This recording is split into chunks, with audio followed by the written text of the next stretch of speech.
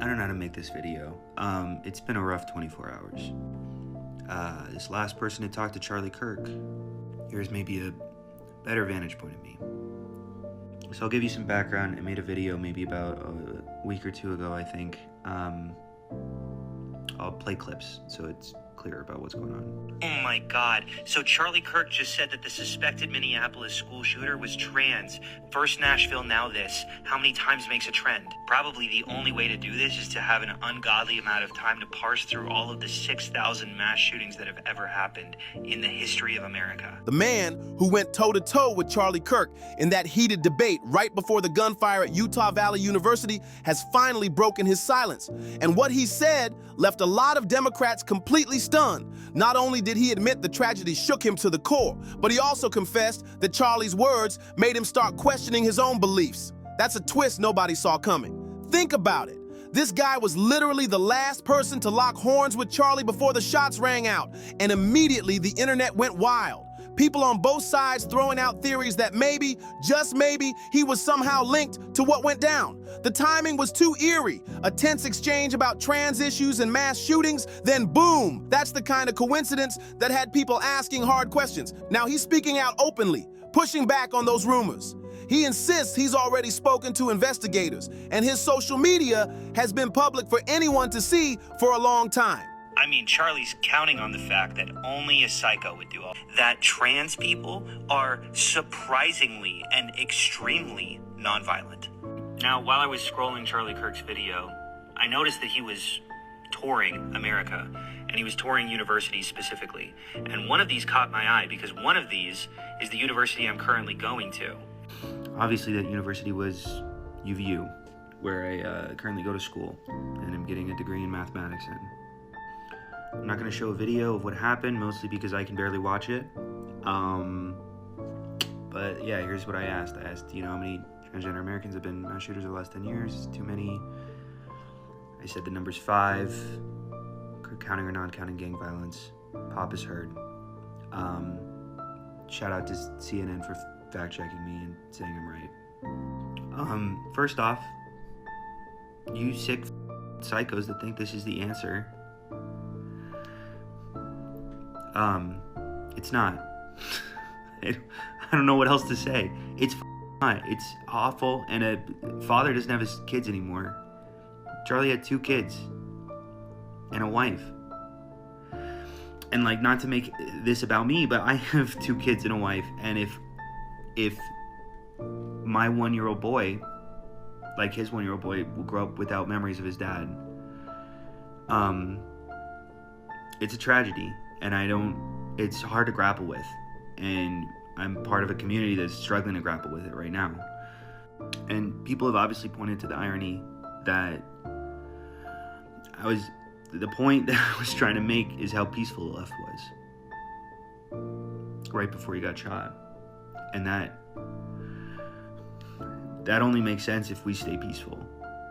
And as much as I disagree with Charlie Kirk, I'm on the record for how much I disagree with Charlie Kirk, but like, man, dude, he is still a human being. Have we forgotten that? Are we crazy? Like, I stand by so little of everything that he said, but one of the things that he stood by was conversation.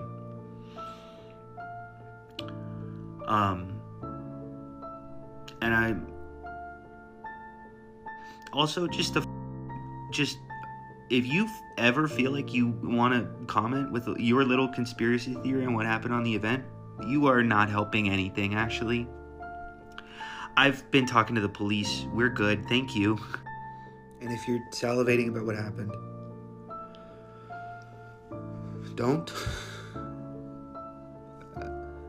I don't know if any of my audience is, but if you are, you're not part of what I'm trying to build here at all. According to him, he has nothing to hide. And honestly, at this point, it all comes down to whether law enforcement digs deep enough to prove without a shadow of a doubt that he had zero involvement in that horrifying moment. What's really shocking a lot of people is how many leftists are furious that this guy is not joining in with the mob celebrating Charlie Kirk's shooting.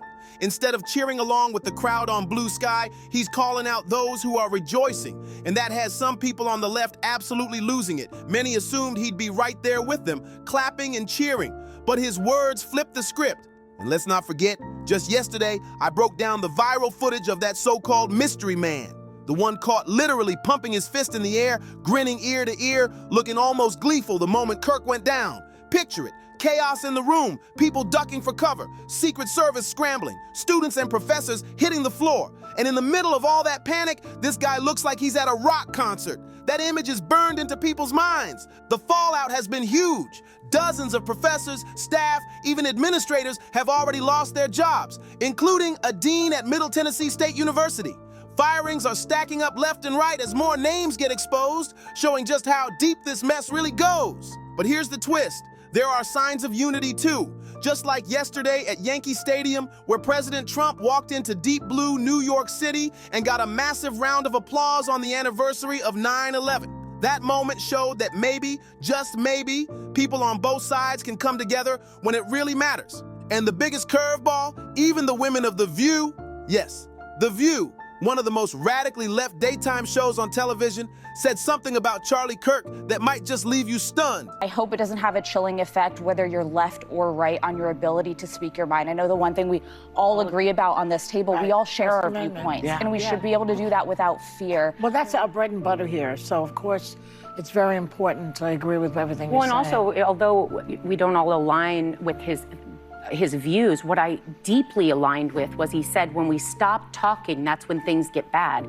The irony of a man who would go across the country to college campuses, that's the pinnacle of thought differences. It's where you're supposed to have conversations, would go, and his series was called Prove Me Wrong. He would talk to people openly who disagreed. It's what we try to exemplify every day and say, this is what we need more of. So the irony of being violently killed while saying those words of what we need more of in this country, I know all of us agree on that. Of course, actions will always speak louder than words. And the real test is whether the women of The View, the mainstream media, and Democrat leaders actually change their tune. For years, they've been branding President Trump as a fascist, a wannabe Hitler, and trashing his supporters as deplorables and garbage. How could anyone expect a different outcome when that kind of venom is pushed non-stop? I've said this over and over again. When you pump people full of rage, eventually it boils over. Whether it's Ukraine and Russia or Israel and Gaza, the one thing everyone looks for is an off-ramp, a way to de-escalate before the violence spirals completely out of control. Without that, the fighting just drags on, leaving destruction in its path. And make no mistake, the same idea applies here in America with political rhetoric. If the temperature doesn't cool down, if people don't start stepping off this road of demonization, it's tough to see how things don't get even uglier. This country is standing at a crossroads, and unless leaders pump the brakes, we're heading into a storm that nobody can contain. But here's the thing. While a few voices on the left seem to finally be learning their lesson, let's be clear. Not all Democrats are ready to put down the flamethrower. Even best-selling author Stephen King couldn't resist jumping into the chaos. But this time, he landed himself in hot water. King flat out lied about Charlie Kirk, posting a claim that Charlie had supposedly called for stoning gays to death. He even shared a clip from Jesse Waters to back it up. But here's the truth. That so-called quote was a total fabrication. Charlie's actual words couldn't have been more different. He said, "I believe marriage is one man, one woman.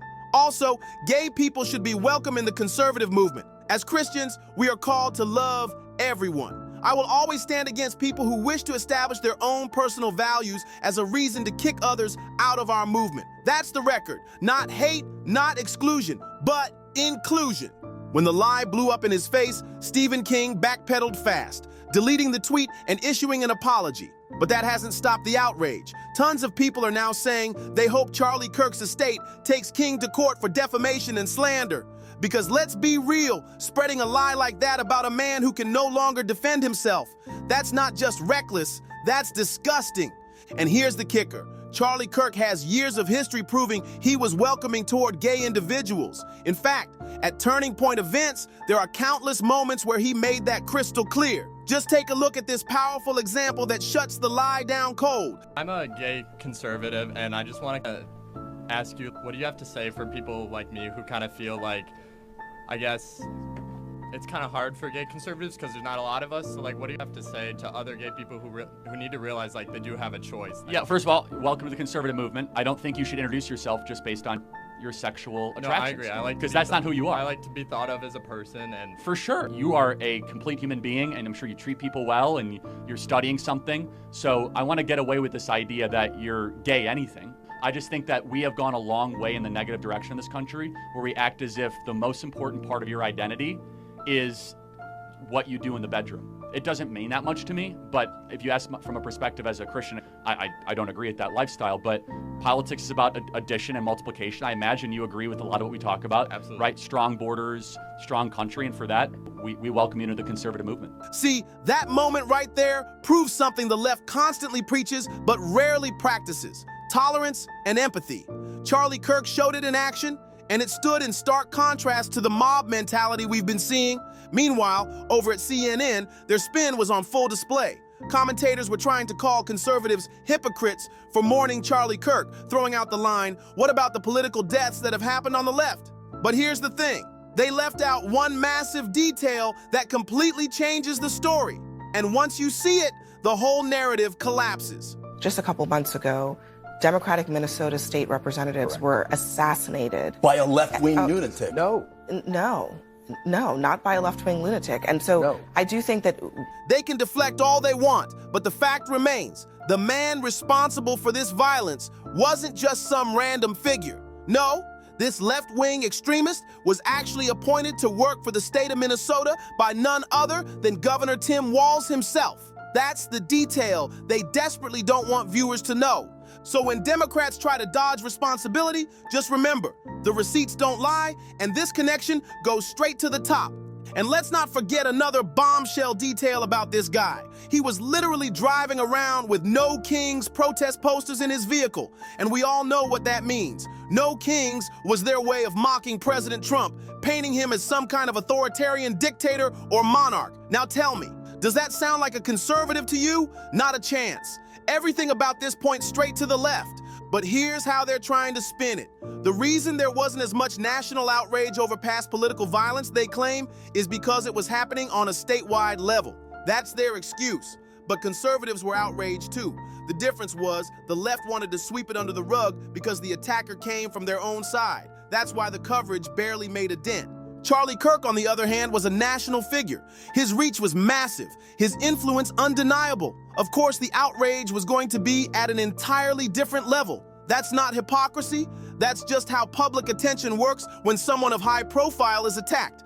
People naturally pay closer attention because it shakes the entire country, not just one community. And here's the kicker. The left's attempt to act like conservatives are cherry-picking tragedies doesn't hold water. The truth is simple. When it's one of their own, they look the other way.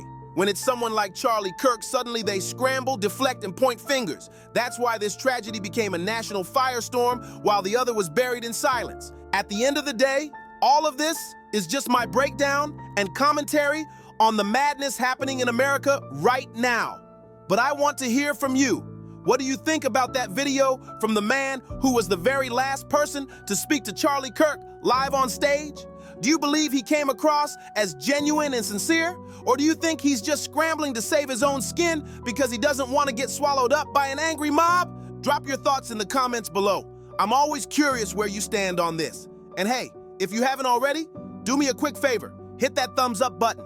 It's such a small gesture, but it makes a massive difference in pushing this video out to more people who need to see what's really going on. And of course, don't forget to smash that subscribe button so you never miss the next breakdown.